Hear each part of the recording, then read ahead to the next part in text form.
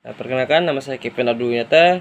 Saya dari kelas 1 T2 ingin menjelaskan tentang penerapan jaringan, khususnya media transmisi.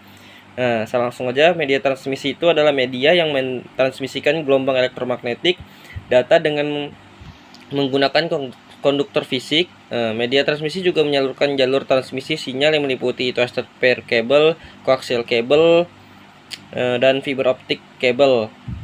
Langsung, twisted pair cable itu sebuah bentuk kabel yang dua konduktornya digabungkan dengan tujuan untuk mengurangi atau meniadakan gangguan elektromagnetik seperti kabel UTP, STP, dan FTP.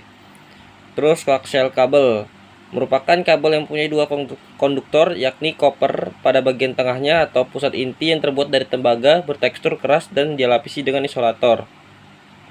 Yang ketiga ada fiber optic kabel, adalah saluran transmisi atau sejenis kabel yang terbuat dari kaca atau plastik yang sangat halus dan lebih kecil dari sehelai rambut, dan dapat digunakan untuk mentransmisikan sinyal cahaya dari satu tempat ke tempat lainnya.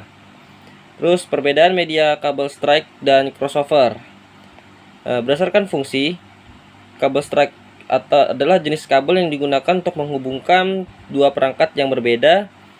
Sedangkan kabel crossover itu kabel yang digunakan untuk menghubungkan dua perangkat yang sama. Perbedaan dalam bentuk berdasarkan urutan pin. Kalau kabel strike itu ada putih orange, orange, putih hijau, biru, putih biru, hijau, putih coklat, dan coklat. Kalau kabel crossover itu urutan pinnya putih hijau, hijau, putih orange, biru, putih biru, orange, putih, putih coklat, dan coklat. Seperti terlihat pada gambar. Terus kelebihan dan kekurangan media kabel strike dan crossover. Kelebihan kabel strike dan crossover adalah harga relatif lebih murah dan mudah untuk mendapatkannya, khususnya mudah dalam instalasi juga. Akan tetapi harus paham konsep pengkabelan memiliki ukuran yang kecil. Kekurangan kabel strike dan crossover ini rentan terhadap intervensi gelombang elektromagnetik.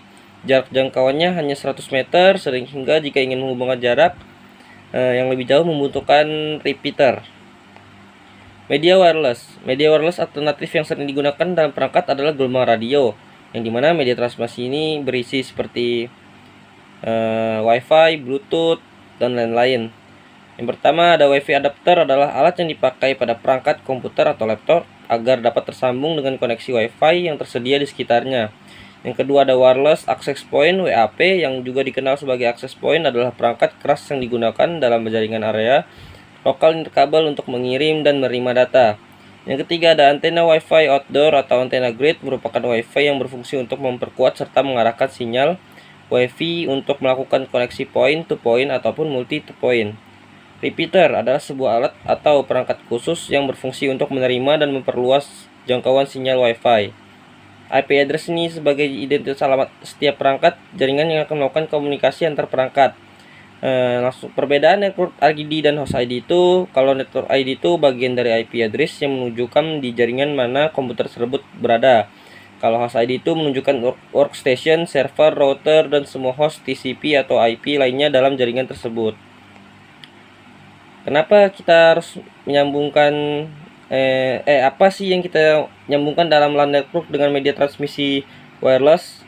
Pertama itu kita mengatur dan menyiapkan jaringan konfigurasi pada sebuah perangkat terlebih dahulu dan memposisikan antena pada wireless atau router agar mendapatkan sinyal atau jaringan yang lebih baik.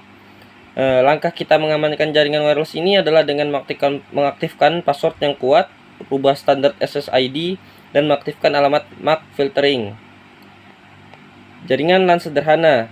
Yang pertama kita hubungkan device menggunakan kabel strike yang sudah kita buat seperti pada gambar. Yang kedua, lakukan konfigurasi untuk servernya. Yang ketiga, pada menu config sebelah kiri pilih fast Ethernet, isi IP address untuk IP server dan juga subnet MAC. Setelah itu kita setting masing-masing PC agar terhubung dengan server. Double klik PC, pilih config, kemudian pada menu sebelah kiri pilih fast Ethernet. Kita ganti IP configuration menjadi DHCP agar PC mendapat IP address secara otomatis dari server sehingga tidak perlu mengaturnya lagi, dan jaringan LAN sederhana terbentuk. Sekian dari saya, terima kasih.